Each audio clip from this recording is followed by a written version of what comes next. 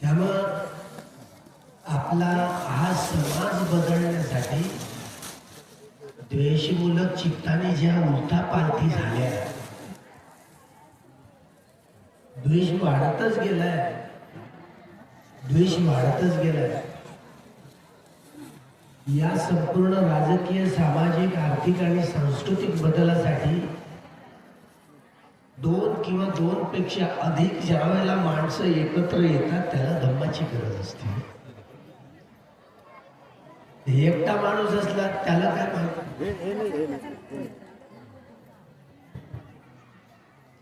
निसर्गाच्या नियमाला धर्म, स्वभावालाच आपण धर्म म्हणतो। हे उत्पन्न होऊन नाश पावणं हा निसर्गाचा नियम आहे, स्वभाव आहे, धर्म आहे। आपण उत्पन्न होतो, नाश पावतो, ही प्रकृती उत्पन्न होणार आहे, नाश पावणार आहे। हजारो हजारो या आकाशगंगा उत्पन्न होत आहेत, नष्ट होत आहेत, लाखो लाखो सूर्यमाला उत्पन्न होऊन नाश पावत आहेत। आम्ही जन्म घेत आहोत, जगत आहोत आणि मरत आहोत। निसर्गाचा तो धर्म आहे, स्वभाव आहे, नियम आहे।